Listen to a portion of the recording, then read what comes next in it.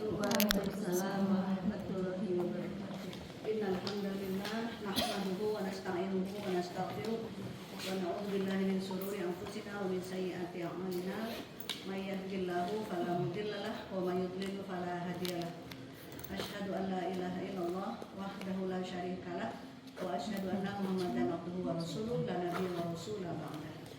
Allahumma shalli ala sayyidina Muhammadin habibir rahman adada ma yakun wa ma qad kana wa ala alihi wa sahbihi wa aslih lana kulla sya'nin.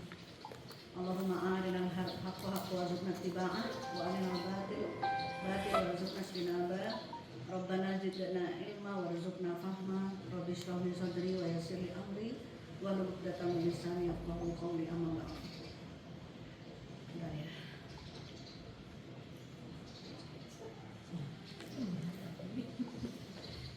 Alhamdulillah, pagi yang cerah ini kita ketemu lagi. Mohon maaf tadi ada terlambat, lumayan banyak nih terlambatnya. Untuk membahas materi lanjutan ya, ibu-ibu, teteh semua. Kita akan membahas lanjutan masih dari materi kemarin. Masih ingat nggak materi kemarin kita? Nah, temanya apa? Ini sambungannya, lanjutannya. Materi kemarin kan indahnya berinteraksi dengan jiwa ya. Nah, indahnya berinteraksi dengan jiwa. Kemarin paling tidak kita belajar bahwa manusia itu punya kebutuhan yang sama ya nggak? Iya. Mau yang kaya, yang miskin, yang pintar, yang nggak sekolah, yang di kota, yang di desa, yang kulitnya kuning, merah, hitam, rambutnya keriting, lurus. Ternyata sama Allah diciptakan punya naluri yang sama, pingin kenyamanan, pingin punya rasa aman, pingin berkecukupan, pingin hidupnya bersama dengan orang yang dicintai dan mencintai. Itu naluri. Sehingga tidak pandang status, tidak pandang gelar atau dia asal dari mana, dari tengah kota atau dari pinggiran desa. Orang itu punya cita-cita yang sama istilahnya. Kita kemarin umpamakan apa tuh, trek lari maraton ya. Semua orang tuh dorong-dorong rame-rame berlari ke tujuan yang sama. Cuman setiap orang ternyata beda-beda larinya. Ada yang larinya timpang, ada yang sebentar lagi terus capek, ada yang larinya zigzag, ada yang larinya ngaco terus keluar trek gitu ya. Nah ternyata orang hidup tuh nggak bisa mau mencapai tujuan sendiri dengan melupakan orang lain. Kita akan hidup tentram, tenang kalau kita bersama orang-orang yang menuju tujuan yang sama itu saling membantu, saling bahu-membahu. Ayo baik bareng-bareng, bahagia bareng-bareng gitu. Kita nggak mau disakiti dan kita juga pengennya nggak nyakitin orang. Bayangkan kalau semua orang lari dia dengan keadaan masing-masing, dengan kelemahan yang ada pada diri masing-masing, tapi saling bantu gitu. Seru kan larinya? Trek itu dijalani dengan bahagia. Mau nyampe kapan juga, siapa duluan yang menang. Ternyata lebih bahagia prosesnya ketika kita jalani berbaik-baik sama orang. Betul nggak? Yeah. Ada yang punya kelemahan, ada yang niat jahat bahkan menjegal siapa gitu ya. Tapi kalau semua orang tuh menutupi keburukan-keburukan itu dengan kebaikan hatinya gitu ya, menyayangi, menyarankan jangan begitulah gitu. Kalau ada yang jatuh dibantu, kalau ada yang aneh larinya jangan diketawain, tapi yuk diajarin lari yang benar gitu. Akhirnya kan dalam perjalanan lari maraton itu semua orang happy, semua orang jadi positif gitu kan. Nah siapa duluan yang nyampe nggak masalah, tapi di perjalanan semua bahagia. Nah seperti itu sebetulnya kehidupan, ya kan? Ada orang yang nggak jelas pekerjaannya, tiap hari cuma kerjaannya apa? Ngopi sama ngerokok di kos kawin. Ada orang yang ternyata dalam hidupnya itu penuh dendam karena dulu disakiti gitu. Jadinya dia nggak bisa lari dengan lempeng di maraton kehidupan. Dia dipenuhi dengan kebencian, kemarahan gitu. Nah kita seperti melihat pelari-pelari maraton lain, sebetulnya mereka tuh yang hidup semuanya sendiri, yang hidup berisi kebencian, yang hidup isinya tuh gimana ngalahkan orang gitu ya. Kita tahu sebetulnya kamu nggak bakal bahagia dengan begitu, nggak bakal nyampe tujuan kamu dengan hidup yang begitu gitu kan. Mending jangan begitu ya, kita baik-baik aja, positif aja gitu ya, lupakan masa lalu, jadi bahagia di perjalanan hari ini. Nah, seandainya setiap orang bisa menutup mata dari kelemahan orang, dari kejahatan orang, terus hanya berbuat baik, dia juga larinya lurus gitu ya, nggak jegal sana sini. Setiap orang seandainya begitu, hidup akan indah. Ya. Bagaimana caranya setiap orang supaya bisa begitu larinya? Kita dijegal, kita nggak membalas, gitu ya. Tetap aja lari, nasihatin, udah jangan begitu lagi, yuk lari bareng-bareng yuk, gitu misalnya. Nah, bagaimana kita bisa begitu? Kalau kita tahu gitu bahwa sebenarnya kamu nggak bakal bahagia dengan ngejegal aku, kamu nggak bakal bahagia dengan lari ngawur gitu nyerobot orang-orang, nggak bakal bahagia. Yuk kita jadi orang yang positif, yang baik. Karena yang kita kejar adalah kebahagiaan. Akhirnya kita bisa terus berbuat kebaikan karena tahu semua orang ingin mencapai kebaikan, ingin mencapai bahagia dengan kebaikan. Kita tahu dengan ilmu gitu. Kalau aku membalas, aku nggak bahagia. Padahal itu yang kita tuju. Kalau orang tuh terus jahat begitu, dia nggak bakal bahagia. Kalau orang males-malesan kayak begitu, cuma mintanya, bisanya minta, nggak bakal bahagia. Kita ajarin tuh orang-orang gimana supaya bisa bahagia. Karena setiap orang mencapai bahagia, tapi kadang-kadang nggak punya ilmunya, nggak punya rumusnya. Dia pikir kalau aku dapat paling banyak, aku minta aja ke sini, minta ke situ, gitu kan. Ke dia bilang aku nggak punya duit, jadi dikasih lagi. Dia pikir dengan menumpuk harta dengan cara itu dia bisa bahagia, padahal salah. Waalaikumsalam. Nah, jadi kemarin kita belajar bahwa kita harus maklumi orang-orang tadi. Karena mereka nggak punya wawasan yang benar tentang apa itu bahagia. Kita tutup mata terhadap keburukan orang-orang, ya. Karena apa? Karena mereka hanya orang-orang yang nggak tahu gimana untuk mencapai bahagia. Bukan dengan menjahatin orang, tipu orang untuk bahagia, gitu kan. Kita juga bisa memaklumi ketika orang itu lemah atau bodoh, atau suka salah perhitungannya, atau nggak paham tentang sesuatu. Kita bisa sabar sama orang ini karena apa? Dia juga ingin bahagia. Cuman sama Allah ditakdirkan lemah otaknya, berpikirnya gitu ya, nggak cerdas. Tapi dia bukan nggak berhak bahagia, dia berhak bahagia. Coba lihat pandangan orang-orang kebanyakan sama orang yang misalnya secara keilmuan, secara intelektual di bawah kita. Kebanyakan orang gimana? Nyepelein. Ngerendahin gitu kan, udah aja disuruh-suruh aja gitu kan. Dia nggak sadar bahwa orang ini juga punya hak untuk istirahat, untuk dihargai gitu kan, untuk kadang-kadang nggak jadi pesuruh-pesuruh aja gitu ya, tapi disenangi, diajak makan kemana gitu, dibahagiakan, dihargai dia sebagai manusia. Orang ini nggak paham bahwa orang yang nggak pintar itu juga punya hak bahagia. Jadi kalau kita paham ilmu ini, kita akan menghargai semua orang. Kita akan misalnya yang nakal, yang jahat, anak ngepang tuh kemarin saya di Madiun, terus sama suami ada anak ngepang tuh duduk di pinggiran Indomaret, 3 orang. Setelah dilihat tatuan, semua ada cewek ada cowok gitu kan. Terus sama Ustadz dikasih lah makanan kita dari pengajian, dikasih, seneng banget. Teteh pernah ketemu ya. Nah setelah kami mau pamit, itu 3 anak itu yang udah nggak tahu ya mereka mandi atau enggak, saya nggak tahu. Kumel rambutnya, terus bertato gitu kan, terus dekil gitu. Tapi mereka tuh dengan wajah yang punel gitu ya, makasih Ustadz, makasih Ustadzah gitu. Nah orang ini juga berhak bahagia. Cuman mungkin karena ada masalah di rumah, masalah dengan orang terdekatnya gitu ya, sehingga mereka nggak nyaman, mereka kecewa di rumah, mereka lari cari teman-teman yang mereka pikir bisa jadi teman sharing, bisa sama-sama senasib gitu ya. Mereka cari bahagia. Nah sementara kadang-kadang orang melihat anak kayak gitu, alergi, ini anak-anak berandalan, nggak jelas gitu ya. Nah padahal mereka juga sama kayak gitu. Jadi kemarin itu kita membahas itu supaya kita punya hati, kita melihat manusia sebagai manusia. Apapun statusnya, apapun penampilannya, apapun kekurangannya, jauh di dalam hati mereka itu mereka punya harapan yang sama kayak kita. Itu anak orang juga, dilahirkan, diasuh, didoain, dibesarkan supaya dia nanti jadi orang gitu ya, supaya dia bisa meraih hidup yang bermartabat, hidup yang baik, hidup yang mapan, hidup yang bahagia, hidup yang mulia. Semua orang dilahirkan, dibesarkan untuk seperti itu.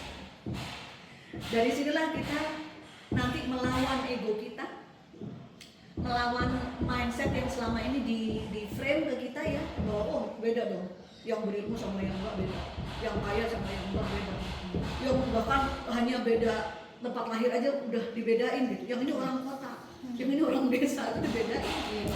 Ya itu bahkan nanti daerahnya udah dibedain, dia tuh Jawa itu, Jawa Barat bagian itu, kalau kita bagian ini gitu. Jadi banyak sekali perbedaan hanya untuk merasa dirinya lebih baik. Nah ini orang nggak tahu, nggak paham apa itu hakikat manusia. Ya, walhasil apa nanti dalam hidupnya dia nggak bahagia, dia nggak bisa berdampingan dengan semua orang karena dia pilih-pilih. Dia ngerasa lebih tinggi dari satu kelompok, dia merasa nggak bisa barengan sama satu kelompok. Bahkan nanti, oh suamiku dari situ, makanya kami nggak jodoh, kayaknya nggak cocok. Hanya karena meyakini perbedaan itu, nggak lihat manusia sebagai manusia. Ini modal penting sekali untuk kita bisa hidup berdampingan dengan siapapun, hatta meskipun orang itu punya kelemahan, kekurangan, bahkan keburukan. Ya, kezaliman yang mungkin ditimpakan kita oleh satu orang, gitu ya. Itu akhirnya kita, cara pandang kita melihat dia sebagai manusia itu yang membuat kita kuat ada di dekatnya. Ya gimana kan dia manusia juga. Dia jadi jahat begitu karena sering dijahatin. Dia pikir dengan jahat begitu dia bisa menang. Dia pikir dengan menang begitu dia bisa bahagia. Nah itu cara berpikirnya yang salah, tapi tujuannya sama. Ya berarti orang ini perlu diapain? Nah, itu ilmu kita nanti yang bicara, gitu kan. Tapi kalau nggak punya ilmu tentang manusia ini udah aja pendek sumbunya. Ya tipis kesabaran kita. Kata orang sekarang apa? Setipis apa? Setipis tisu. Serem ya, kesabaran setipis tisu. Akan besar energi kita, kekuatan kita untuk berinteraksi dengan orang yang terus-terusan menyakitin kita dengan omongannya, dengan sikapnya, gitu. Dengan sindiran-sindirannya. Kita akan punya kekuatan ya, kalau punya cara pandang ini. Demikian juga kita nggak gampang kena halo efek ketemu orang yang kayaknya statusnya tinggi, baik kekayaan ataupun ilmu ataupun kecantikan, gitu ya. Wah rumahnya di mana, gitu ya, perumahan apa, elit apa enggak gitu. Kita gampang silau gitu melihat itu, gitu kan. Ternyata juga bisa diobati dengan cara pandang ini. Dia kan juga manusia. Mau setinggi apa juga, bajunya kayak apa, bawa mobil apa, sama sebetulnya dia butuh sama kayak kita, bahagia.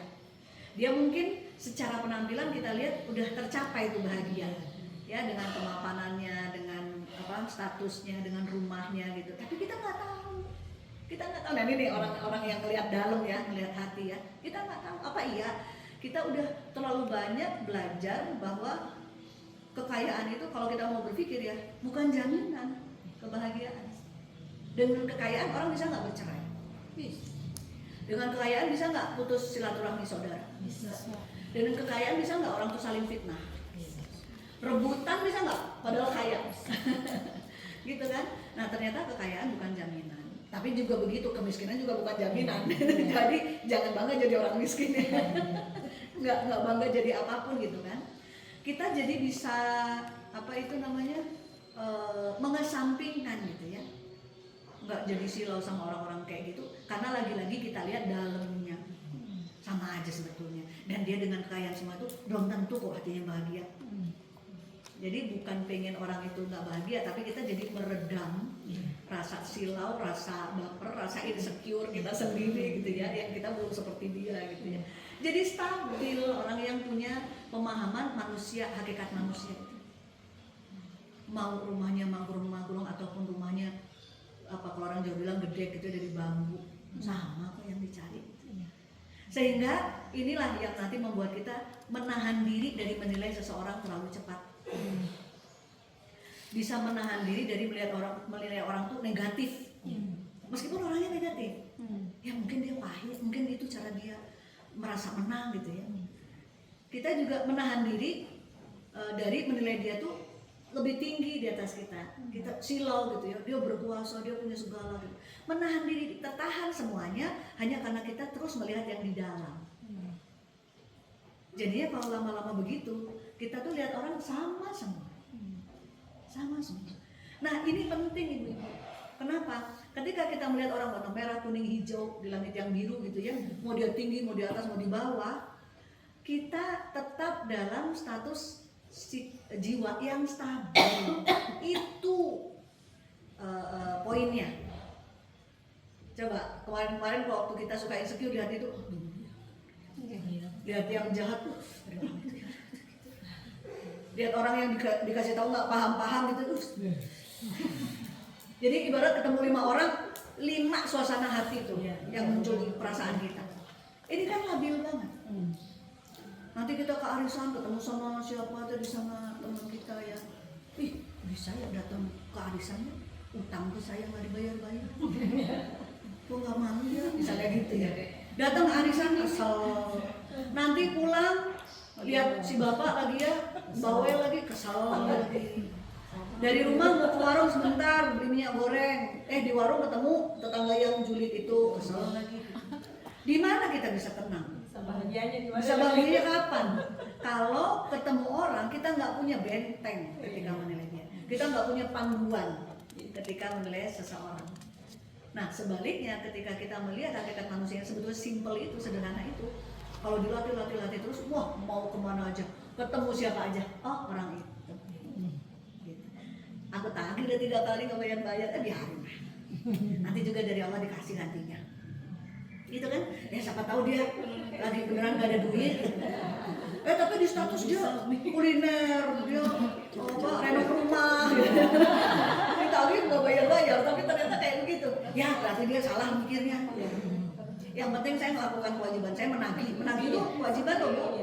Ya, menagih itu mengingatkan orang untuk melakukan kewajibannya kan gitu. Dengan kita menagih, kita membantu dia sebetulnya. Nah tapi nggak dibayar-bayar juga, ya udah gimana lagi. Mungkin itu cara dia bahagia, uang untuk bayar utang dipakainya untuk kebutuhan yang lain gitu. Ada klien saya tuh begitu, ratusan juta ya dia tagih, nggak ada terus. Tapi mobil baru, statusnya tuh umroh gitu. Habis umroh jalan-jalan kemana itu statusnya. Tapi waktu ditagih nggak ada duit gitu. Ini kan, oh berarti dia salah mikir. Dia nggak paham bahwa cara begitu tuh sebetulnya nanti mendatangkan murka Allah. Dia nggak paham aja tuh. Dia sekarang merasa bahwa berlimpah harta, kesenangan, pending bayar utang itu membahagiakan, padahal kasihan sebetulnya. Jadi kasihan. Bukan benci, bukan marah, bukan merasa dirugikan. Lebih nyaman mana? Marah, orang tadi nggak bayar utang, sama memaklumi. Mana yang sehat untuk mental kita? Memaklumi. Mana yang kira-kira dapat mengundang pertolongan Allah diganti dengan yang lebih besar? Memaklumi atau marah-marah? Memaklumi. Ya kan? Nah, jadi apa yang kita pelajari kemarin bukan perkara sepele. Kita sedang membangun mindset, mencari rumus bagaimana menilai setiap orang. Bagaimana supaya penilaian itu mancep di benak kita, nggak bergoyang-goyang. Sehingga ngelihat siapapun orang tuh punya urusan apa sama kita, kita awal tuh netral aja, nggak terpancing, nggak segera ke-trigger gitu. Ini orang yang nanti mentalnya positif, badannya sehat, lalu berpikirnya jernih. Oke, orang ini mau pinjem lah gini tadi ya, masih lanjutin ya, yang utang tadi ya. Kok bisa-bisanya terus ngobrol-ngobrol ujung-ujungnya, teh ada nggak sejuta? Satu aja teh. Ini aku minggu depan nih teh dapat. Ayam. Padahal kemarin. Nah kita kan jernih duluan tuh ya. Setelah jernih kita cepat mikirnya, oh begini ya ternyata. Ini aku ketemu orang yang kategori apa tuh? Kalau orang Jawa bilang rai gede, muka tembok. Muka tembok. Oh, aku terkategori orang yang ketemu orang yang muka tembok. Ada kan orang-orang begitu ya? Banyak. Jadi maksudnya apa? Dia itu entah gimana mikirnya, tapi yang penting aku dapat terus pinjaman gitu. Nah kalau aku perkara aku belum bisa bayar, orang-orang harus ngertiin aku emang nggak punya gitu. Orang-orang yang harus ngertiin. Tapi gimana caranya aku dapat lagi pinjaman gitu kan, sehingga urusanku lancar. Berpikirnya begitu, dia pikir dengan begitu dia bisa bahagia. Padahal dia sedang mengundang bala. Orang 1, 2, 3 mulai nggak percaya. Nanti pada saatnya nggak akan ada yang bantu dia. Dia nggak berpikir itu. Nanti kira-kira kalau itu terjadi, dia yang susah atau dia yang menang? Susah. Dia yang susah. Padahal dia pingin nggak dia bahagia? Pengen. Nah berarti dia pengen bahagia tapi salah cara. Dia pengen bahagia tapi nggak tahu gimana jalan yang benar, kan gitu aja intinya. Nah, termasuk yang ikut ngepang, yang nato, yang ngapunten, yang free sex, ya kan, yang pergaulan bebas, yang lari ke homo, yang lari ke minuman keras, pergaulan malam, semua mereka cari bahagia, cuman salah cara. Nah, ternyata sesimpel itu memahami, melihat semua orang dari kesamaannya aja. Jangan dari perbedaannya. Kalau dari perbedaannya pusing nanti kita. 10 orang beda semua, ya kan? Dan kita bingung bagaimana memperlakukan setiap orang. Nah kalau enggak, ya kalau kita melihatnya dari satu sudut pandang, masya Allah, kita akan punya panduan gimana ngadepin semua orang. Pertama, ngadepin semua orang, mau 10 orang, mau 15 orang, kita netral semua sama semua orang.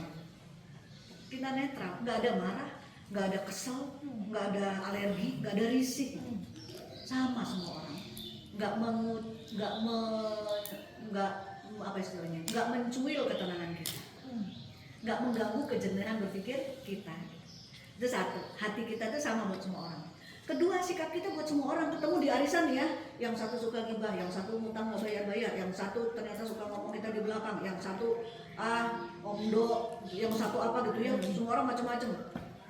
Sama semua orang nanti kita dalam hati ya udah semua sama, punya kelemahan masing-masing, mungkin termasuk aku gitu. Ya udah sesama yang punya kelemahan baik-baikin aja semuanya. Masa mau beda sikap sama A B C D E gitu? Pusing nanti kita. Ya udah samain aja, ramah sama semua, nanyain kabar gitu. Tapi ada nggak orang-orang yang saking keselnya mau salaman sama yang ini tapi menghindar sama yang itu, terus cari tempat lain. Dekut sama ini, duduk sebelahan, ambil makannya sebelahan, tapi selama arisan kalau bisa jangan ketemu sama itu, jangan papasan gitu. Ada nggak yang bisa sampai kayak gitu? Ada. Kan itu susah. Nah, ya jadi pertemuan kemarin kita hanya untuk punya hati yang begitu, ya, yang melihat manusia sebagai manusia, yang melihat manusia dari kesamaannya. Semua manusia ingin mencapai bahagia, cuman ada yang ketubruk-tubruk, ada yang belak-belok, ada yang salah jalan. Tapi kita jadi memaklumi mereka semua karena itulah kemampuan mereka untuk mencari kebahagiaan. Itulah yang mereka bisa, yang mereka tahu untuk mencari kebahagiaan. Saya tuh beberapa kali ya lihat gitu, mama-mama tua gitu ya, terus jualannya butut, keranjangnya kotor, nggak tertutup makanannya. Ibaratnya siapa yang mau beli jualan kayak begitu gitu kan. Tapi dia begitu aja dari tahun ke tahun jualannya. Nah, ke orang kayak begitu tuh akhirnya kita bukan underestimate atau kesel ya. Ini zaman udah kayak begini kok jualannya masih kayak gitu. Akhirnya kita melihat tuh dengan pulas asih gitu. Ya Allah, kalau memang dia nggak berkembang, jual produk tapi nggak dikemasnya, nggak dipilihnya tempat gitu ya. Bahkan orang minta-minta aja, kemarin ya saya lihat posisinya salah. Gimana orang mau ngasih gitu. Kalau orang kan kadang-kadang nggak mikir apa ya di situ siapa yang mau ngasih, jadi marah-marah gitu, kesel. Nah, tapi kalau kita melihatnya ya Allah, ya udah segitu yang dia bisa. Mikirnya cuma sementoknya segitu gitu. Bahkan dia nggak berpikir gimana orang mau beli dagangannya kalau ada di lampu merah gitu.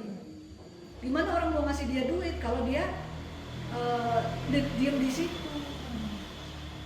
Jadi banyak sekali keterbatasan karena apa? Karena masa lalu ya, wawasan orang tuanya juga nggak luas gitu kan, ilmu juga terbatas, pengalaman apalagi gitu.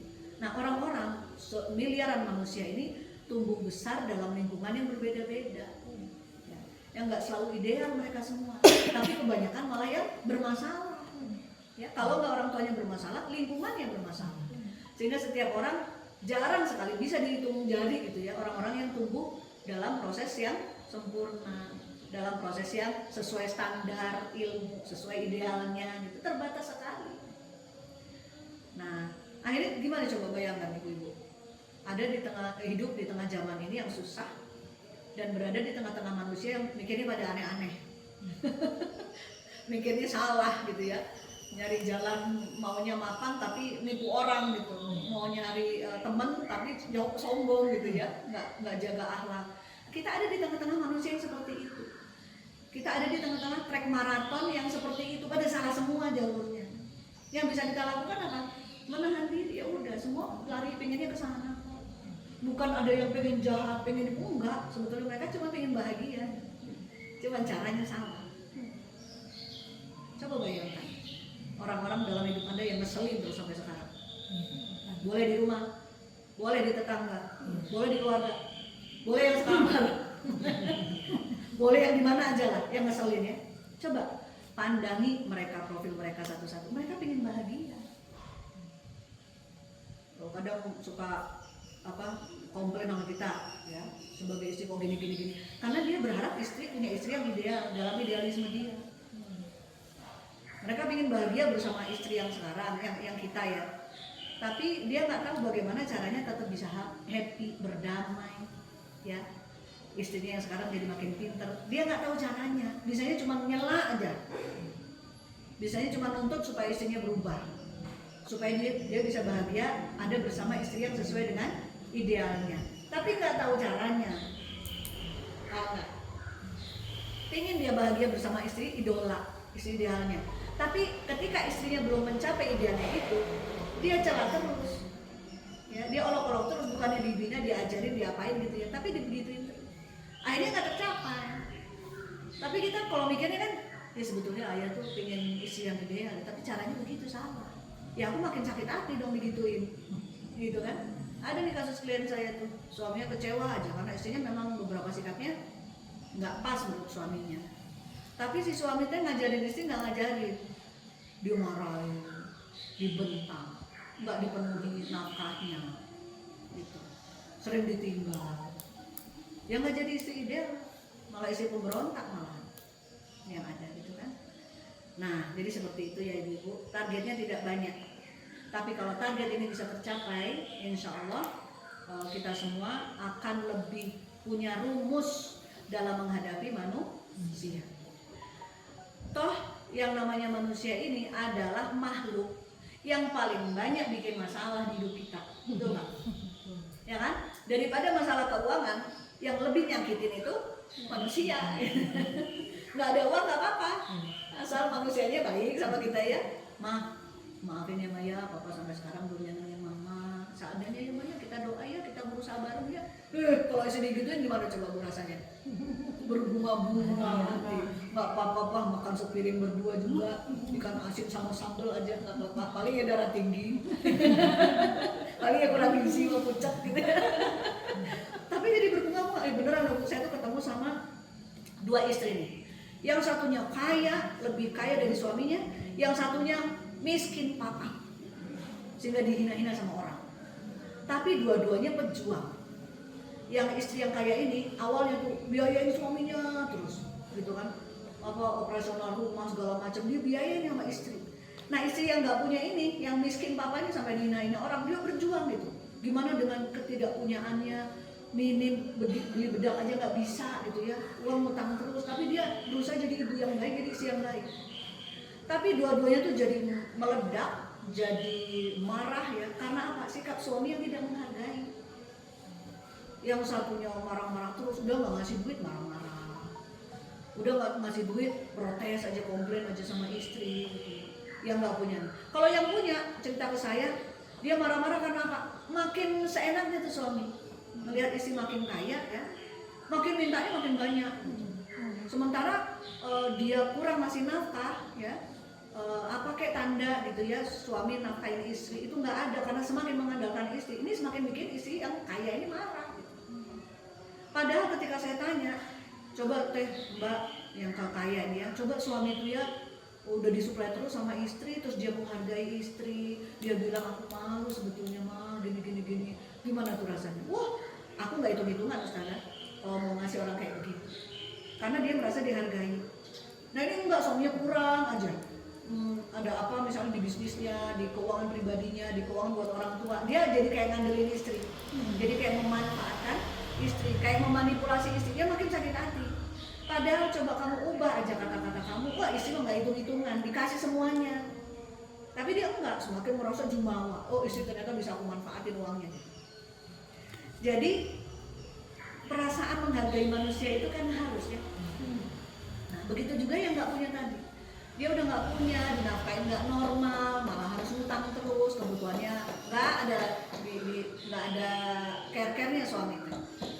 Udah gitu dihina, jadi sasaran marah-marah gitu. Padahal dengan udah nggak ada duit tapi dia berjuang, seandainya suami keluar kata-katanya yang apresiasi, ya Allah mak, punya istri kayak mau langka gitu ya, kayak tulangnya besi, ototnya kawan, kena petir nggak umpan gitu ya, saking kuatnya, saking pejuangnya gitu ya. Ya Allah, alhamdulillah aku dikasih istri mama. Kalau dikasih kayak begitu, kira-kira istri makin kuat nggak? Makin kuat, makin superwoman gitu kan. Tapi ini nggak mau dicela-cela. Nah, jadi ternyata penting sekali kita melihat manusia sebagai manusia yang punya kebutuhan. Udah satu itu aja yang kita kenali, dia butuh bahagia, dia butuh diapresiasi, dia butuh dimaklumi kelemahannya, kekurangannya, supaya kita ketemu dengan siapa aja, kita nggak buru-buru menilai dia, kita nggak juga melampiaskan hanya keinginan kita gitu ya, tapi kita bisa menyikapi orang itu dengan sikap yang terbaik. Dengan cara itu nanti kita bisa berdamai dengan semua orang, dengan semua macam orang, baik itu jauh dari kita ataupun yang dekat. Oke?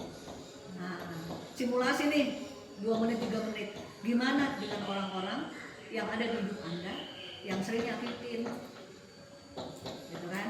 Dia ingin bahagia kan? Dia nyakitin Anda karena dia kesel kebahagiaannya nggak tercapai, ya kan?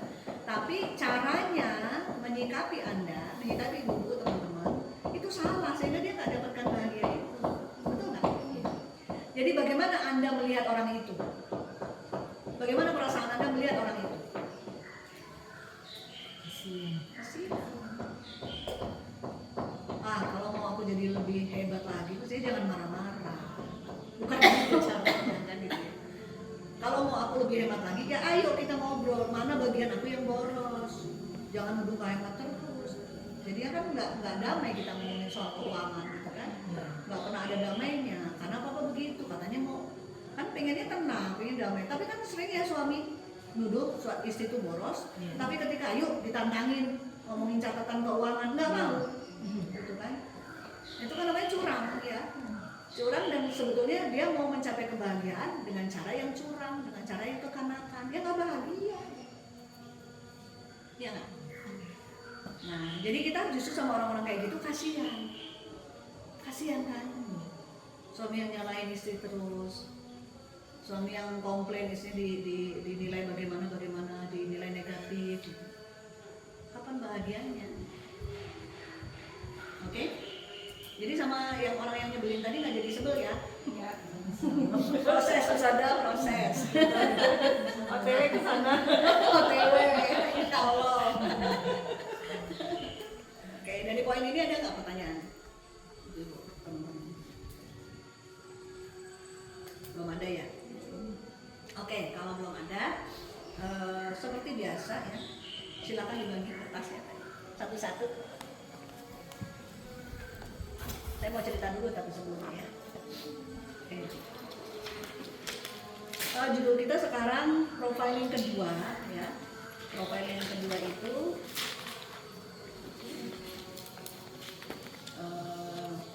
yang nanti yang kita mau pelajari adalah cara, teknisnya, prakteknya gitu ya.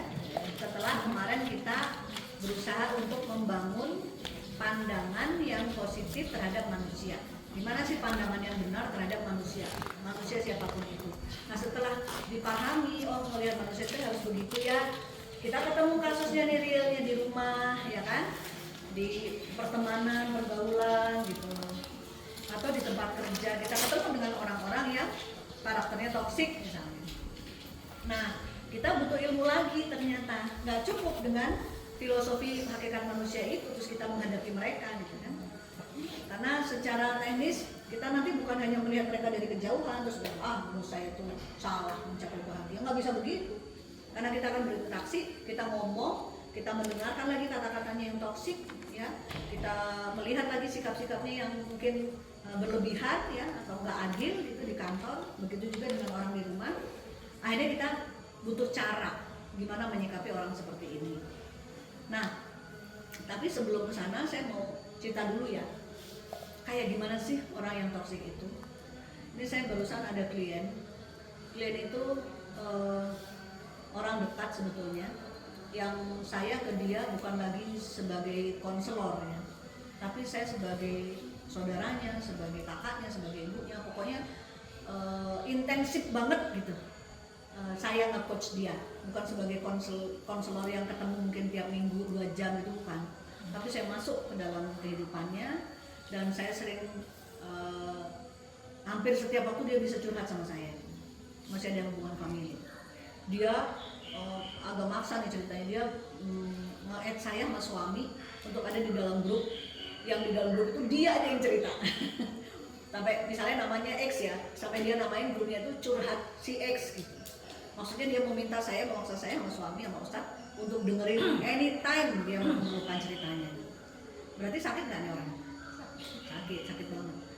Nah, setelah melihat lebih dalam ya, lebih jauh, baru kami bisa melek gitu ya gimana kondisi orang ini. Hampir semua orang di keluarganya itu memandang dia negatif.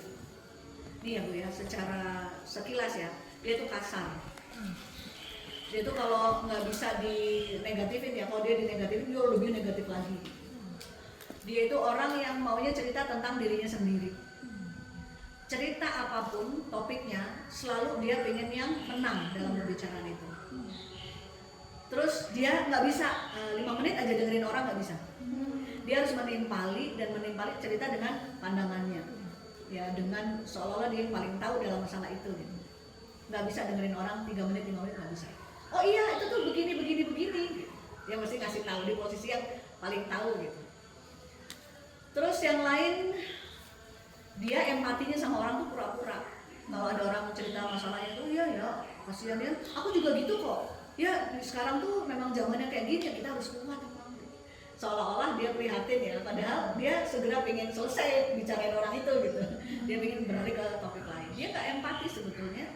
Dia pengen setiap pembicaraan dia yang mendominasi, dia yang menang, dia yang paling baik, dia yang paling tahu gitu ya. Dan nggak capek dia ketika orang mendengarkan ya ceritanya, orang tuh udah enak, dia bagi dia justru itu bahan bakar gitu kalau orang mau dengerin ceritanya, mau lihat matanya gitu.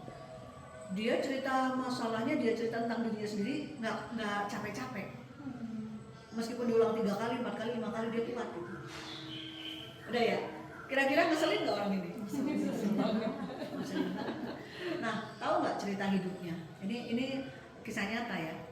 Jadi dia ternyata sejak kecil lahir dari pasutri, dari orang tua yang sakit. Entah kenapa ibu itu dia punya satu adik ya, dia 2 bersaudara. Entah kenapa si mamah itu sangat sayang sama adiknya. Sementara dia tuh sampai ngira dirinya itu anak angkat. Adiknya ibarat kata kalau minta bulan dikasih. Sampai dia ngomong gitu, adikku tuh kalau seandainya ibarat kata minta bulan, diambilin, dicariin gimana caranya bisa dapat bulan. Saking sayangnya sama si adik.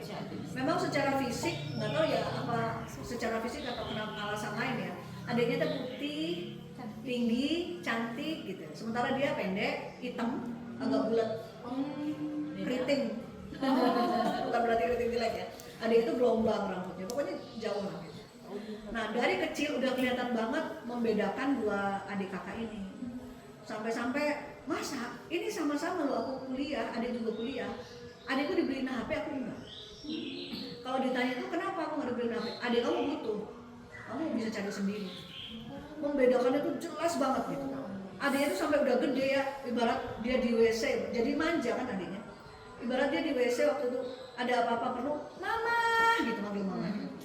Sampai semanja itu adiknya. Sementara kakaknya nggak bisa. Nah si ayah itu kan dokter, ayah mereka dokter ya.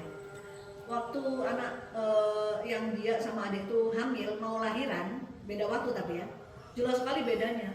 Waktu ini mau lahiran, si klien saya ini mau lahiran, orang tuanya pesan sama suaminya, jangan bawa nama-nama ayah ya. Orang di rumah sakit itu semua pada kenal aku gitu, semua pada kenal ayah gitu. Nggak usah ngomong kalau kamu anaknya ayah, mantunya ayah. Dipesanin begitu ke si kakak. Nah ketika adiknya lahiran, diantar sama si ayah ini, diantar ketemu sama dokter-dokternya. Nah kayak kayak gitu membedakan anak ini sampai besar, sampai suami itu tahu gitu, sampai suami itu nggak terima. Ada apa dengan si X ini? Apakah dia anak angkat? Apakah dia anak haram? Apakah dia anak pungut gitu ya? Atau gimana gitu? Sampai kata si dia tuh waktu saya bercandain, kamu tuh wetonnya apa sih, nasib kamu begitu amat gitu. Terus kata dia, nggak tahu ya, mungkin waktu aku lahir tuh mungkin kalau orang baca tuh janin dalam sengketa mungkin ya. Atau mungkin waktu aku lahir aku tanganku begini, dia itu kode itu loh, kode tangan jari tengah itu loh. Mungkin waktu aku lahir jariku begini kayak gitu. Bercandaan itu. Nah terus sekarang itu jadi itu ya posisinya, sehingga dia itu sejak kecil lebih betah di rumah kakek neneknya. Nah ternyata bukan nggak ada masalah di rumah kakek neneknya. Kakeknya itu tentara yang kuat agamanya, tapi pendidikannya keras. Dia tuh SD, zamannya SD udah harus setoran hafalan Quran. Jadi sejak SD SMP tuh sudah hafal Yasin, Al-Waqiah tuh udah hafal. Bagus kan ya? Tapi caranya dong ternyata kakeknya tuh keras banget.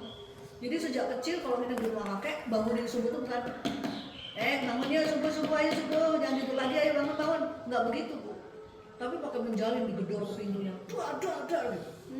Terus pakai ancaman, kalau ngaji apa nggak sholat, nggak hafal itu cucu-cucu tuh udah pada takut gitu. Nah tapi itu rumah yang dia si klien saya tuh masih bisa dapat kasih sayang dari neneknya. Cuman harus berhadapan dengan kakek yang sekeras itu. Nah ternyata semua itu meninggalkan trauma. Nah di rumah dia, ibunya membenci dia, kelihatan membedakan. Dan ibu dan sekeluarga ini punya kebiasaan kalau ngomong tuh kasar, nggak lihat perasaan orang, suka kalau ada apa yang negatif diomongin gitu. Jadi kayak ngajarin anak-anak untuk ngomong tuh nggak pakai ukuran, nggak lihat sikon gitu ya. Ke orang tua juga nggak ada gitu. Anak ini klien saya ini terdidik dalam rumah yang seperti ini. Kebayang ya, jadinya gede tuh dia kayak gitu kan, nggak halus orangnya tuh, karena begitu caranya. Masa sama mertuanya yang jahat tuh dia bilang, gimana mau aku kasih cyanida aja ya makanannya ya, katanya bercandanya tuh gitu. Padahal ternyata dia tuh orangnya baik loh, baik. Nah itu singkat cerita begitu ya. Tahu nggak apa yang dialami ketika makin gede? Ya perbedaan orang tua nih, diskriminasi ini. Anak yang tadi, anak kedua, ya dimanja terus kan, sampai akhirnya jadi berkembang jadi NPD. Anak yang kedua? NPD, adiknya tuh. NPD tapi digabung dengan shopaholic. Tahu nggak shopaholic? Shopaholic itu gila belanja. Tahu nggak yang dilakukan adiknya? Jadi dia tinggal di Surabaya, adiknya di Jakarta. Ceritanya di Jakarta itu adiknya sedang dikejar oleh polisi nanti karena sudah pakai menggelapkan uang kantor suaminya 600 juta. Nah dia sendiri sudah dibagiin harta hibah ya sama orang tuanya berdua sama kakak. Kakaknya dapat mana, dia dapat uang untuk beli rumah di Jakarta. Uang untuk beli rumah ini pun ludes oleh adiknya ini. Kenapa ternyata pakai belanja?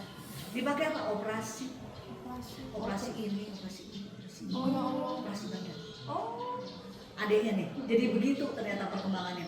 Tapi di mata ibunya adik ini nggak ada salahnya. Tetap sempurna. Meskipun udah pakai uang kantor suaminya 600 juta. Sampai akhirnya karena dikejar itu kan, dia kabur ke Surabaya, anak suaminya ditinggal di Jakarta. Jadi adik yang tadi disayang ibunya nih, sekarang dewasanya menjadi orang yang sakit jiwa. Pulanglah si adik ini ke rumah orang tua, bapak ibu tadi ya, si S sama suaminya kan. Awalnya tinggal di sini dia tuh, di rumah orang tua itu. Tapi karena adiknya datang dan sejak kecil itu nggak akur, akhirnya dia keluar. Tahu nggak Bu, si adik nih, mungkin dengan sisa uang ratusan juta itu ya, anaknya si X itu kan sesekali ke rumah neneknya nih, gitu ya. Dia lihat, ya Allah Mi, pesanan Shopee paket-paket tiap hari datang numpuk. Ulasi tante. Dan yang paling bikin shock, rumah orang tua nih dijual. Dan itu semua tipu muslihat si adik. Sementara bapak ibunya udah kayak ke princess aja tuh ke si adik ini. Nggak ada salahnya nih adik nih, gitu ya. Jadi ternyata setelah diselidiki gitu kan, si kakak nih tanya ke RT segala macam, ini sebenarnya sekeluarga bohong sama si X nih. Bapak nggak dijual sampai ngejual, nggak taunya mana bisa kebohongan kayak gitu ditutupin ya. Ketika kesana dia udah udah diangkut tuh barang. Yang paling memprihatinkan, si kakak kan awalnya tinggal di situ, ijazah anak-anaknya apa segala macem, barang branded semua nggak ada, dan terus ketika ditanya nggak tahu. Coba gimana tuh? Jadi si X gimana coba? Ya, udah sejak kecil digituin, besar bukannya makin sembuh, malah nggak beres nih orang. Adiknya memanipulasi orang tua untuk menjual rumah, sebelumnya mobil dijual. Padahal mobil itu kendaraan kakeknya kalau kerja dan mau dikasih ke anaknya si X. Karena anaknya yang satunya udah dikasih cukup gitu. Ini dijanjiin mobil ini buat anaknya si X. Rumah itu juga ada hak si X sebetulnya kan. Tapi semua dihilangkan tanpa kabar, bahkan dengan ditutup-tutupi. Sampai akhirnya menangislah si X sama anaknya ini karena itu rumah kenangan, barang-barang juga banyak di situ, nggak ada ceritanya, nggak ada pembagian uang gitu. Dan mereka diboyong lah sama si Ade ini beli rumah yang lebih murah di pinggiran kota. Dan Ade itu kemana uangnya? Ya dalam penguasaan si Ade tadi. Karena bapak ibunya udah makin tua, urusan kayak begitu, transaksi itu udah dihandle adiknya. Jadi, terus kemudian penjualan rumah ini ya, si X ini tanya sama tante-tantenya, gimana sih statusnya gini? Enggak tahu, aku nggak tahu. Ternyata ketahuan di belakang ada catatan. Si ibu teh udah ada pembagian nanti kalau udah laku sama si adik-adik. Jadi adik-adik ini, tante-tante ini sama ibunya sama ayahnya sama adiknya udah sekongkolan untuk nutupin dari si X. Jadi si X itu ceritanya sudahlah dia tumbuh besar dengan kurang kasih sayang orang tua. Setelah besar, orang-orang tuh kayak membuang dia gitu dari keluarga. Membuang tuh secara fisik, secara mental, nggak ada kontak, nggak ada harta, ditinggalkan nggak kebagian apa-apa, kayak dibuang gitu aja. Nah, si X ini pindahlah ke rumah suami, ya. Suami kebetulan masih ada di rumah orang tua. Apa coba yang dilakukan mertua kepada si X? Kere kamu sekarang, kamu cuma numpang di rumah kamu. Nah, sementara suaminya sendiri juga anak manja yang bisanya dompleng ke orang tua. Jadi si X ini nggak jelas dinafkain siapa. Di sana benar-benar kayak numpang. Karena suaminya sendiri nggak menafkahi, nggak ikut nyumbang keuangan rumah ini gitu ya. Ini orang tua, mertuanya tuh memandang, mertuanya tuh sakit juga. Mertuanya memandang si X itu gangguan aja bagi anaknya. Ini si X ini sekarang nggak ada keluarganya, dibuang orang tuanya, nggak ada rumah tempat dia pulang, nggak ada keluarga, tante-tante juga pada mengkhianati dia. Kamu tuh kere, kamu tuh numpang, digituin sama orang tuanya. Kira-kira si X itu bisa jadi gimana tuh? Gila kan? Ya kan? Kemungkinannya dia gila, karena dia udah nggak punya apa-apa, dia nggak punya penghasilan, karena selama ini fokus membesarkan anak. Nah, jadilah si X ini kadang meledak-ledak gitu kan, tantrum. Tapi dia masih berusaha bakti sama mertua. Di rumah mertua tuh dia kerja, karena nggak ada pembantu juga, pembantunya nggak betah sama mertuanya. Mertuanya ternyata orang jahat, orang yang menilai harus standar sesuai dengan orang perfeksionis mereka. Gitu ya. Kerjaan dapur harusnya gimana, masak harusnya gimana, nyajikan harusnya gimana. Sementara dia udah terbiasa dengan cara yang seadanya selama ini. Nah, suaminya nggak peduli. Suaminya ternyata kalau orang tuanya bisik-bisik apa negatif, nggak suka tentang seks, suaminya marah ke si X. Begitu ceritanya sekarang kondisinya. Sementara si X itu hanya bisa menahan diri. Aku nggak punya uang, aku nggak punya daya upaya. Aku beli softtek aja nggak bisa.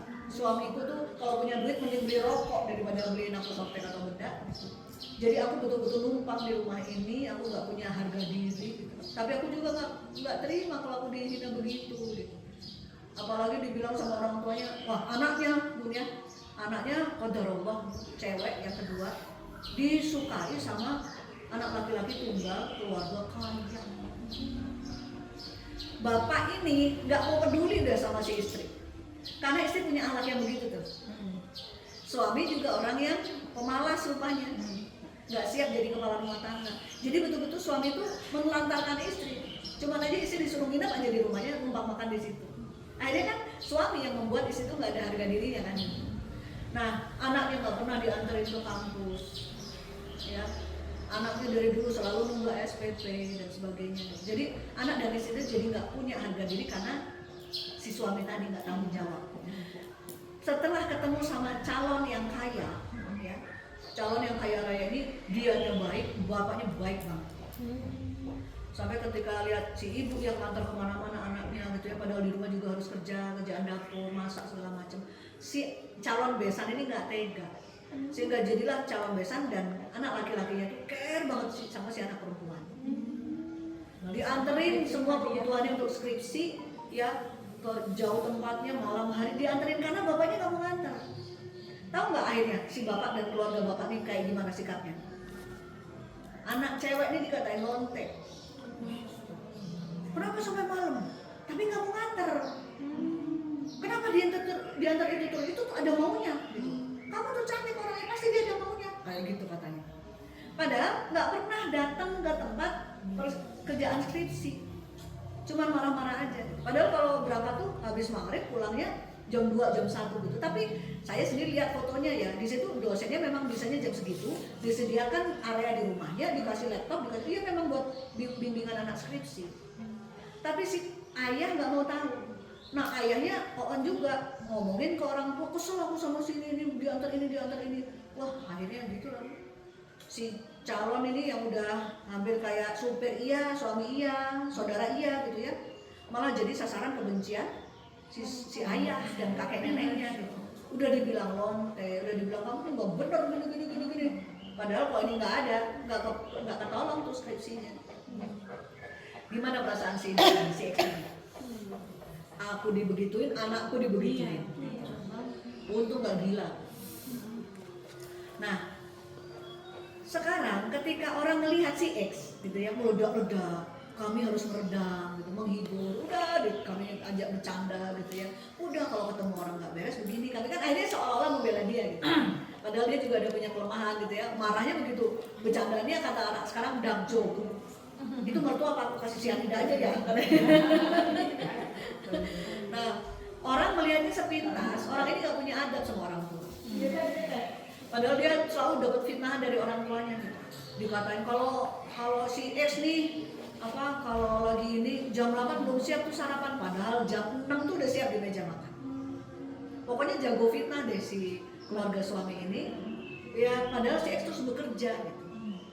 Akhirnya ya itu tadi, dia kan dalam tekanan terus ya, mikirin orang tuanya kayak gitu.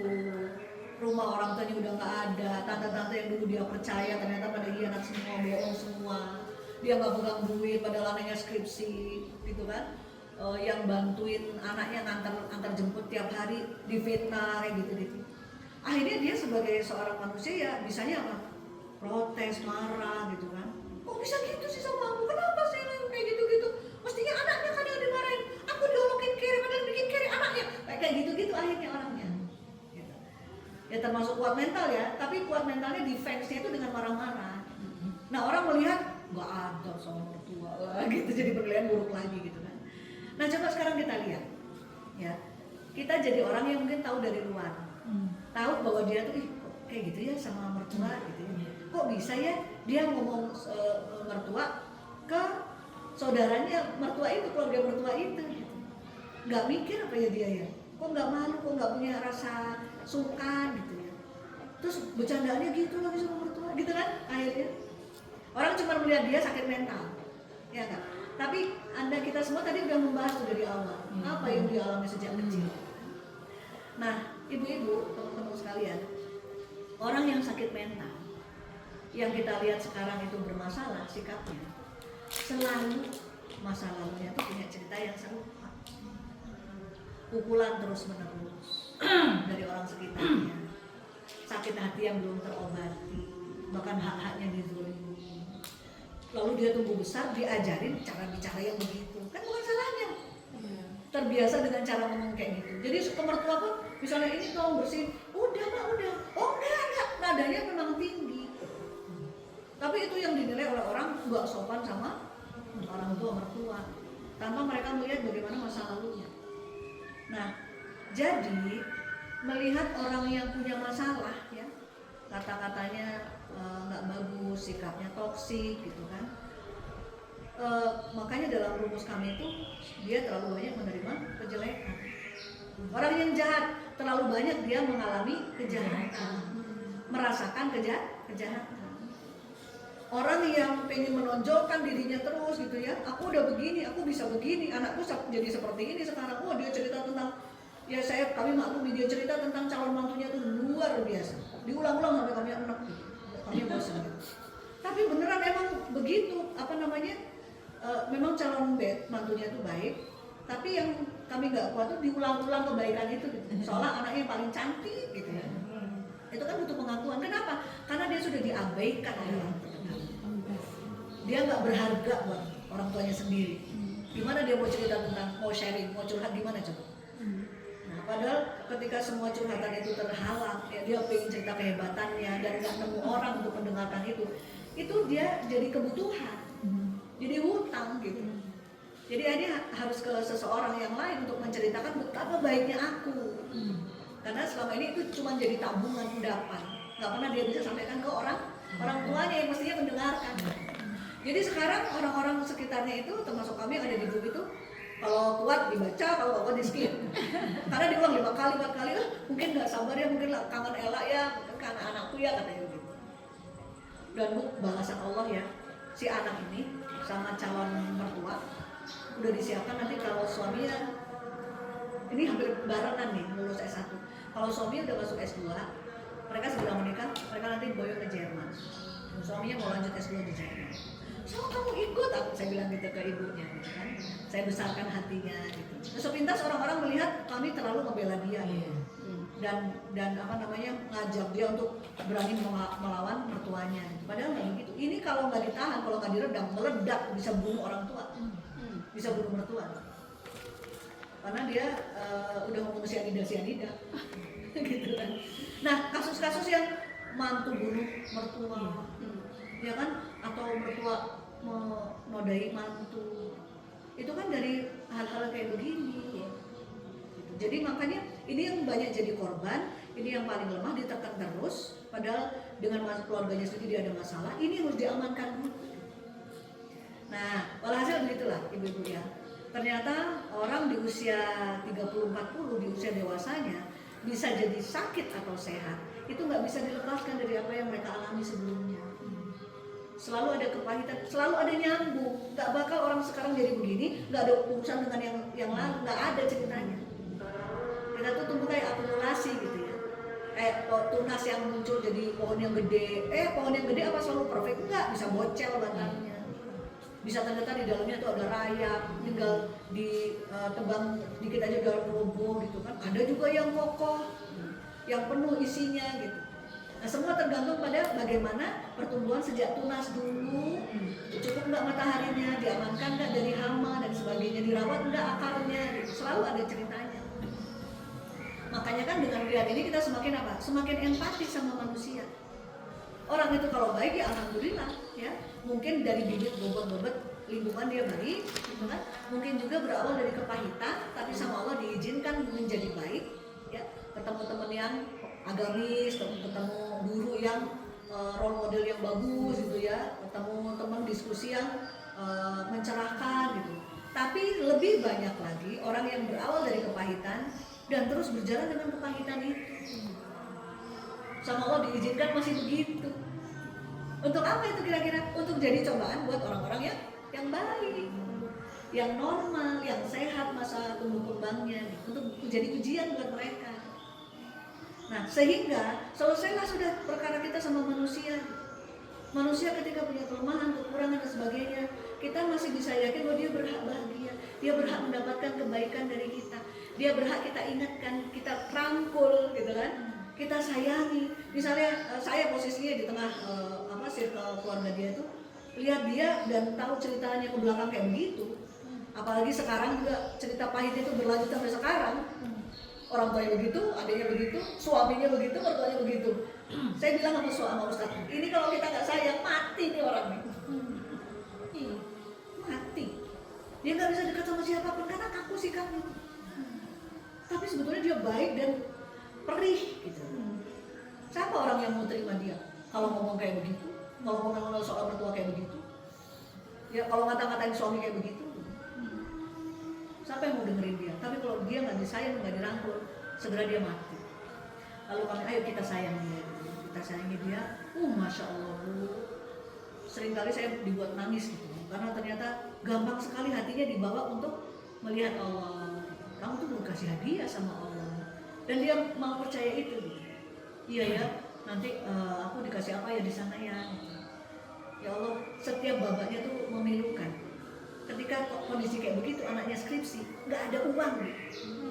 Suaminya nggak ngereken, mertuanya nggak mau tahu, bahkan dia mau ngantar anaknya tuh untuk beli bensin aja dia bingung mau pinjam siapa gitu. Orang skripsi apa nggak butuh duit? Ngeprint kan? Atau kalau nugas malam-malam dia diajak temennya sampai anak itu hanya sangu air aja, syukur-syukur kalau temennya beliin, gitu kan?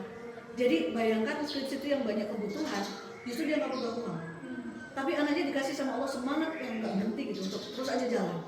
Kalau ada ya dari rumah bawa bekal, kalau nggak ada yang bawa air gitu. Qadar Allah sama Allah ditolong dengan calon yang seperti ini. Jadi anak itu sering posting kalau diajak makan ke mall, diajak makan ke ini, jadi terjamin lah. Saya bilang itu bonus dari Allah buat kamu. Kamu nggak punya uang kan, kamu bahkan untuk uang bensin aja kebingungan kan, tapi anakmu dirawat sama Allah lewat tangannya orang. Jadi besannya itu perhatian banget karena tahu ceritanya anak ini malah disayang, malah dianggap sebagai anaknya gitu. Disuruh anak anterin dia, kalau malam-malam bukan mamanya yang anterin, yang jemput kamu katanya. Begitu sayang. Anak ini pernah ya, jadi dalam proses skripsi itu ibu tahu, masuk rumah sakit karena harus operasi usus buntu. HP-nya mati. Mana ada anak kuliah HP mati? Terima tugas, terima kuis sendiri HP. Laptop rusak. Mana ada anak skripsi nggak punya laptop? Itu yang harus dialami oleh si X. Sehingga kebayangkan dia tuh kayak gimana, pecahnya pikirannya, tantrumnya, udah dihina-hina lagi sama mertua gitu kan. Untung dia nggak gila, tapi akhirnya bisa memaklumi, ledakan-ledakan omongannya itu bisa memaklumi. Sekarang kita bayangkan, kita ketemu sama orang seperti ini tapi nggak tahu latar belakangnya.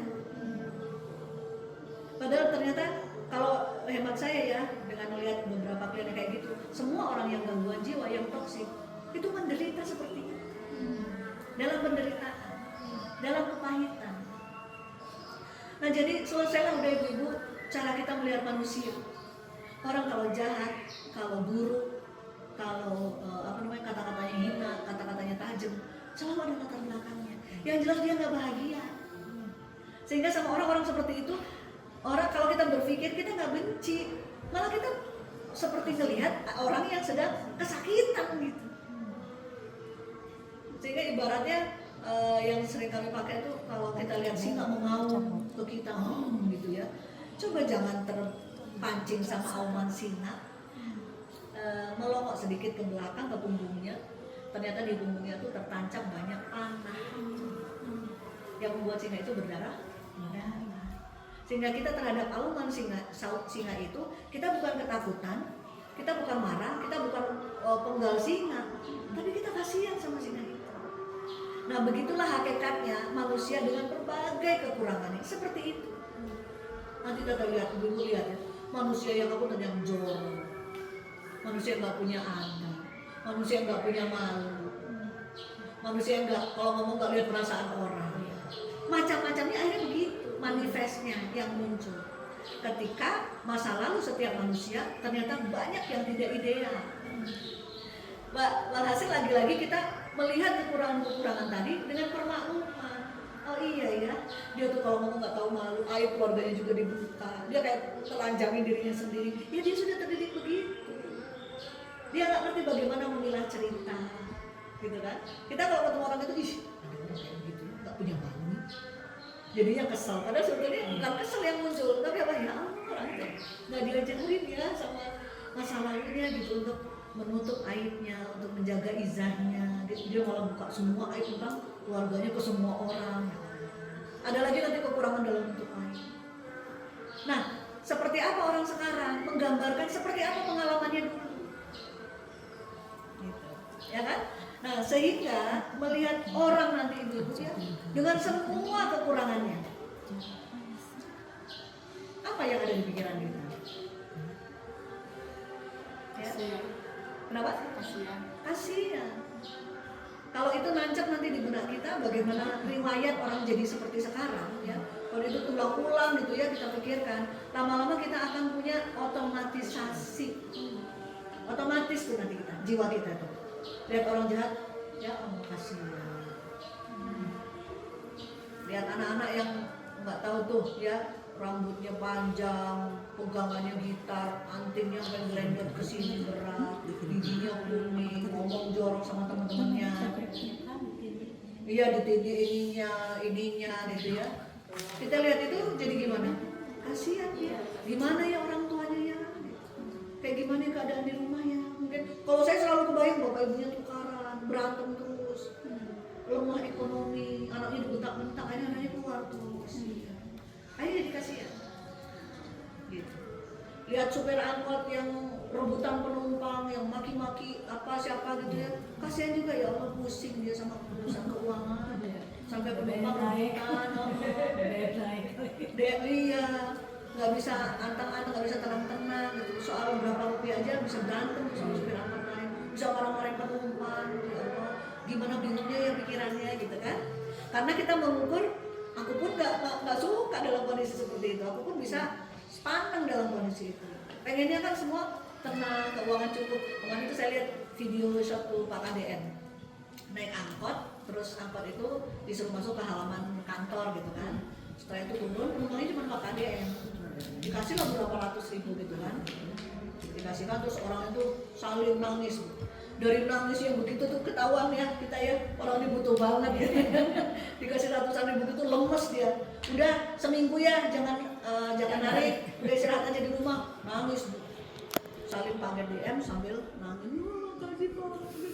Dari situ kan kita bisa melihat curahan hatinya, kelegaan, terharu. Wah ini coba cerita ya, bisa panjang ceritanya, bebannya itu terasa dari tangisannya gitu kan. Udah gitu udah selesai salaman, dikeluarin lagi sama Pak KDM berapa ratus. Silakan ya. Itu kan betapa lega orang itu. Ya. Nah jadi seperti itu kita melihatnya. Pak KDM tahu banget karena Pak KDM berawal dari orang yang susah. Iya. Jadi beliau tahu juga kebutuhan semua orang itu sama kesana. Nah beliau sekarang punya kelebihan berupa harta dan kebijakan sebagai gubernur, dia manfaatkan semua itu untuk membahagiakan orang. Nah, kadang-kadang orang tuh nggak mikir, bantu uang enggak, bantu solusi enggak, orang diomelin, marah-marah, disalahin, gitu kan. Nah, itu tuh kadang kita, yang keluar duluan apanya? Nalurinya, instingnya, egonya. Kesel aja lihat orang kayak begitu, karena nggak pakai ilmu. Sebetulnya orang itu juga sama-sama menderita. Nah, jadi itu ya yang kedua. Mudah-mudahan menguatkan gitu, karena saya mau ajarin teknisnya nanti ya. Kalau rasa iba, rasa kasih sayang melihat semua orang itu nggak tumbuh, maka susah mempraktekkan teknis ini yang namanya profiling ini. Tapi dari pembahasan kemarin dan yang sekarang ini kalau lebih spesifik ya, melihat orang yang toksik, melihat orang yang buruk akhlak, melihat orang yang punya cacat dalam akhlaknya gitu ya, kekurangan dalam berpikirnya gitu. Ternyata sama aja kayak yang di awal kemarin kita bahas. Tetap aja kita nggak bisa nyalahin mereka, nggak bisa merendahkan mereka. Karena mereka punya riwayat masa lalunya kayak begitu, kayak si X tadi yang saya ceritakan. Jadi mudah-mudahan semakin lekatlah kita dengan cara pandang, kasihan ya manusia ya. Siapa sih yang nggak pengen bahagia, yang nggak pengen soleh? Itu ada kisah nyata seorang PSK. Ternyata dia ditinggal suami, anaknya sepondok loh. PSK itu anaknya mondok. Dia kerja PSK untuk bisa biayain pondok anaknya. Ironis kan? Tapi ternyata seorang bercadar bersama suami itu memang dia biasa ya, kalau lagi gajian ada uang lebih dia memang kumpulin untuk orang-orang kayak gini. Suatu ketika dia deketin tuh si perempuan. Nah nggak tahu kalau si laki-laki itu di sampingnya ada wanita bercadar gitu. Si perempuan tadi, ibu tadi langsung aja nawarin mau di mana, mau berapa kayak gitu kan. Terus akhirnya yang keluar tuh yang istrinya bercadar. Enggak, saya nggak mau transaksi itu. Saya pengen teteh kembali ke jalan yang benar, usaha yang halal. Nangis, dikasih amplop itu isinya entah berapa juta gitu. Nangis, terus dari situlah cerita, saya tuh begini-begini juga, ini yang saya bisa, anak saya pondokin dengan biaya dari situ gitu. Berharap anak saya nggak kayak saya. Sebetulnya siapa sih yang nggak pengen hidup normal, tapi ini bisanya saya begini, jualan begini. Akhirnya dibantu kan. Suatu saat setelah berapa bulan didatengin, udah bener nggak ada di situ, karena dicatat nomornya, ternyata dia di rumah jualan gorengan. udah berubah nasibnya gitu. Nah jadi cara pandang ini harus kuat tertanam di benak kita, ya, supaya nggak gampang tertrigger sama sikap-sikap yang buruk dari seorang lain. Karena daripada ilmu, daripada akal yang bekerja, lebih cepat insting yang bekerja. Kalau di akal kita nggak kita tanam dalam-dalam kuat-kuat ya, cara pandang yang benar, rumus yang benar, kita akan selalu udah kebajak aja sama insting tadi. Ingat, insting itu diperlengkapi oleh Allah sistem saraf otonom yang cepat, yang otomatis, yang refleks gitu. Jadi kesal itu akan muncul lebih dulu daripada kesadaran. Insting nggak suka itu akan muncul kurang dari 1 detik. Sementara kesadaran, dia kan juga anaknya orang, dia orang tuanya pengen dia mulia gitu ya, cuman gagal aja di tengah jalan, lama mikir itu. Yang lebih cepat apanya? Keselnya gitu. Nah, ditanamkan ini, cara melihat ini yang simpel, yang sederhana, yang kembali ke hakikat kita sebagai manusia, untuk kita ulang-ulang, untuk kita tanamkan. Nggak ada orang yang jelek jadi terlahir untuk jahat, itu nggak ada. Ya, bahkan Yahudi pun, Yahudi sama Zionis itu beda. Yahudi terlahir, lalu ada kelompok Zionis di tengah-tengah mereka yang super jahat sebagai manusia. Zionis itu jahat-jahatnya orang dari kelompok Yahudi. Tapi sekarang berkembang, Zionis itu jadi organisasi. Bukan hanya Yahudi yang dicaplok, tapi orang agama lain asal mau sevisi masuklah Zionis. Nah, sementara orang Yahudi sendiri ada yang masuk Islam. Jadi sebetulnya setiap manusia terlahir fitrah, bersih gitu. Cuman ternyata di lingkungan manusia sudah ada setan, baik dalam bentuk jin maupun manusia. Ini yang ngajak-ngajakin jadi jelek gitu. Nah, makanya kita harus punya pandangan yang dasar. Nggak ada manusia yang lahir udah mau jadi penjahat, nggak ada. Orang tuh ditanyain waktu kecilnya jadi apa? Polisi, dokter, guru, dosen, ahli komputer, apa gitu. Nggak ada yang jadi preman, nggak ada yang jadi gitu. Atau ngerampok orang, cita-citanya jadi jago ngerampok orang, nggak ada gitu kan. Nah, itulah manusia, dan kita harus lihat manusia dengan kacamata ini. Oke? Berarti sekarang bagaimana perasaan Anda melihat seluruh manusia di dunia ini? Sama. Kasihan ya mereka ya. Cari-cari bahagia tapi terbatas caranya, ilmunya gitu. Kasihan mereka ketika tumbuh besar butuh jadi orang bahagia tapi diajarin oleh lingkungannya untuk jadi orang jahat. Melihat dari lingkungannya nggak punya akhlak, sehingga jadi orang dewasa yang nggak punya akhlak. Anda pernah nggak melihat, kalau di psikologi itu pernah ya, eksperimen dosen kami pernah di Surabaya di daerah stasiun Wonokromo. Di situ tuh banyak rumah bedeng. Nah, ternyata di sana tumbuh lahir anak-anak yang nggak jelas bapaknya, tinggal di lingkungan rel. Sampai ada istilah diteliti sama dosen kami, istilahnya sak Koreaan. Jadi ada PSK di sana yang targetnya bukan cuma orang laki-laki dewasa, anak-anak kecil SD SMP itu mereka kan rame-rame gitu ya. Itu ada istilah sak Koreaan. Jadi ngapunten ya, si PSK nanti telanjang, terus anak-anak nanti ayo bayar berapa, kamu sama teman-temanmu nggak apa-apa deh, pokoknya nyampe segini uangnya, nanti aku hidupin itu malam-malam gelap ya, dihidupin korek sampai korek itu mati, mereka bisa lihat semua badan perempuan itu. Ini cara mereka untuk menarget konsumen anak-anak. Itu namanya sak Koreaan. Ada tuh dosen saya tuh riset ke sana. Bayangkan anak-anak itu tinggal di lingkungan yang kasar, terus stasiun, orang-orang di sana cowok-cowok tukang becak segala macam udah biasa bergolong PSK. Gimana omongannya? Apa kalimat thayyibah? Gitu kan? Atau maki-maki, biasa misum-misum maki-maki gitu kan? Kalau ngomong nggak ada ilmunya. Kebayang nggak ada anak-anak manusia yang lahir tumbuh besar di lingkungan seperti itu? Mereka belajar apa coba? Besok besarnya jadi apa? Lalu ketika mereka dewasa jadi penjahat, udah dibenci aja sama semua orang. Padahal mereka nggak tahu apa-apa. Terlahir juga di situ dari ibu yang nggak ngurusin mereka, dari ayah yang nggak jelas siapa gitu ya. Mereka dididik oleh lingkungan jadi begitu sehingga tumbuh besar nggak pernah ada dalam didikan yang benar, sehingga mereka nggak kenal gimana ngomong yang halus, gimana sholat, gimana mandi, gimana bersih diri, gimana naruh baju, ya kan? Gimana nata kamar, nggak ada aturannya. Jadilah mereka dewasa, nah ketemu kita. Sehingga kan kalau kita melihat apa yang terjadi di baliknya, ya Allah, ini anak nggak terbina, anak yang kasar pikirannya, jiwanya, lisannya, akhlaknya kasar, tapi bukan salah dia. Iya kan akhirnya. Nah, maksudnya hati-hati orang jahat nih, katakan ya, orang dolim yang ada di dekat Anda, yang Anda cuma melihatnya sekarang, tapi Anda nggak tahu kepahitan yang dia alami pada saat dia kecil. Anda nggak tahu trauma yang dia derita. Dia dipukul mentalnya apa juga dipukul fisiknya. Dia udah dipukul begitu, apa dipenuhi kebutuhannya? Gitu. Apa justru jadi korban pelecehan dari ayahnya? Sekarang medsos ya. Ayahnya melecehkan anak sampai hamil. Ayah melecehkan anak kakak adiknya sampai hamil. Coba, banyak orang gila sekarang. Tapi toh sama orang-orang gila itu tanda kutip kita nggak bisa benci. Coba, berarti kita harus nata karena tadi ya Allah gimana di tengah masyarakat yang semakin banyak rusak. Karena ternyata mereka diasuh oleh orang tua yang sakit. Nah, orang tua yang sakit karena neneknya juga sakit. Akhirnya kita hanya bisa menerapkan kasih sayang ini sebagai solusi. Ya Allah, jadi bukan kebencian yang harus kita sebarkan, tapi apa kasih sayang.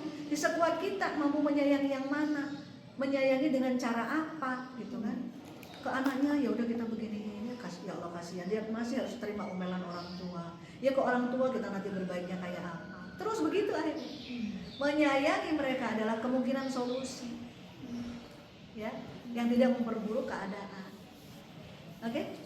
Berarti perlu nggak rasa benci? Perlu nggak menjauhi, jaga jarak? Secara umum ya. Perlu nggak kita menganggap dia itu nggak rendah, nggak selevel sama kita? Perlu nggak menganggap dia itu manusia dari dari zona yang nggak layak? Nggak perlu. Jadi kalau berpikir-pikir Allah satukan justru kita di dunia ya, antara orang yang baik dengan orang yang enggak. Untuk apa coba hakikat? Ya, untuk belajar, untuk kita rangkul, untuk sama-sama jadi baik, masuk surga sama-sama. Tahu mereka menjadi seperti ini bukan 100% kesalahan mereka, tapi karena kelemahan mereka. Saya sering tuh ada beberapa ya pasutri, suaminya luar biasa sakit, istrinya normal. Ternyata flashback ke masa lalunya beda nih dua orang ini. Yang suami itu orang tuanya berantem terus. Yang istri malah dia hampir nggak pernah lihat orang tuanya berantem. Diskusi, musyawarah, kata-katanya saling menghormati, ke anak juga sopan meskipun ke anak nggak bentak-bentak. Sementara ini sebaliknya. Dia berantem terus, pernah waktu anaknya protes, bapak mau berantem terus, diam kamu, ini urusan orang tua. Kasar gitu. Nah ternyata disatukan anak-anaknya ini dalam satu rumah tangga. Nah, ketika nggak kuat si istri, dia bilang aku cerai aja ya, udah nggak tahan aku gini. Terus saya ceritakan masa lalunya dan saya suruh dia bercermin gimana dengan masa lalunya. Kamu Mbak dikasih sama Allah orang tua yang sehat, masa kecil yang sehat, yang bahagia, sehingga kamu sekarang jadi orang dewasa yang kuat, bahagia, positif. Ditemukanlah sama si emas. Apa ini ya? Emas itu kan pilihan Anda, iya pilihan. Mbak kan cinta sama emas, iya cinta. Nah sekarang gimana Mbak melihat pasangan Mbak itu tumbuh jadi orang dewasa yang sekarang? Karena masa lalunya nggak sebaik Mbak. Masa lalunya dia nggak pernah merasakan kedamaian yang Mbak rasakan. Masa lalunya dia nggak melihat yang positif seperti yang Mbak dibina sama orang tua. Jadilah sekarang dia kayak begitu kepribadiannya. Gimana perasaan Mbak? Kasihan. Akhirnya waktu saya tanya gimana? Mau dicerain atau mau nyoba nih ngerawat suami? Ya aku coba deh. Itu akhirnya aku coba deh dan sampai sekarang enggak ya Allah. Suaminya teh dulunya di Facebooknya cuma ngumpat aja bisanya. Suka dugem. Dia kaya raya. Semua bisa dia beli. Beneran dia beli semua. Dia beli perempuan, dia beli minuman keras, temen dia beli. Maksudnya siapa yang mau main sama dia mau geat dibayarin. Padahal di antara temennya ada yang manipulatif, ada yang apa. Dia nggak peduli, pokoknya mau jadi temannya dibayarin. Dia beli semuanya. Nggak kenal yang namanya sholat ke masjid, nggak kenal. Benci sama ustadz. Dan di mata dia ustadznya ujung-ujungnya duit. Ustadz yang beneran teh uje. Dia sangat tidak islami gitu ya, minum minuman keras, pernah nge-free sex sama siapa gitu nggak jelas gitu ya. Tahu nggak, setelah istrinya memutuskan tidak bercerai, aku coba deh merawat dia karena kasihan gitu. Saya bilang, kenapa dipilih Mbak sebagai jodohnya?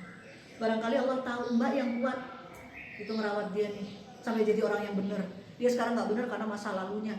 Tahu nggak Bun, sekarang si suami jadi apa? Jadi takmir. Awalnya nggak pernah kenal sholat di masjid ya, sholat cuma hari Jumat atau hari raya. Sekarang 5 waktu di masjid. Jadi awalnya pertama ya progresnya, alhamdulillah ya sekarang di masjid kalau subuh, alhamdulillah ya Allah. Berikutnya progresnya apa? Sekarang nggak pernah ngumpat-ngumpat, alhamdulillah ya Allah. Terus saya lihat Facebooknya, nggak ada umpatan, yang ada merindu padamu ya Rasul. Kapan bisa ke Raudhah lagi berdoa? Isinya begitu. Ini prosesnya saya pantau nih gitu. Kapan lagi bisa ke sana, rindu padamu ya Rasul. Nggak ada umpatan udah. Saya rajin melihat Facebooknya begitu terus. Lama-lama, alhamdulillah sekarang sholat, semua sholat 5 waktu di masjid, alhamdulillah, gitu kan. Alhamdulillah sekarang di rumah juga nggak suka marah-marah, alhamdulillah berkembang terus. Alhamdulillah doain ya, ini mau jadi takmir. Setelah jadi takmir, lebih lagi dia orang kaya ya, bergaulnya sama marbot. Sehari-hari di masjid, sampai anaknya bilang, Papa teh, sekarang kalau sakit sembuhnya ke masjid. Gitu. Nah sekarang kalau ketemu omongan tuh, kalau dulu nggak mau ngomong agama, ngomongnya keuangan apa segala macam. Sekarang nggak mau ngomong yang lain, ngomongnya agama. Kan kata Ustadz kan begini. Ustadz Abdul Somad tuh bilang begini. Jadi idolanya itu Ustadz, ngomongannya agama. Dia sekarang kesibukannya apa? Ngurusin masjid. Coba, karena kebaikan istri. Yang istri tadi melihat suaminya dengan rasa iman, tahu masa lalunya, ya. Secara siapa yang kuat juga, ketika kita ada di masa lalu yang sama dengan suami, bisa jadi kita bisa serusak suami. Ya, kenapa siapa kita? Ya, ada lagi anak psikologi yang, Adan ya, kita berhenti dulu ya, menghargai Adan.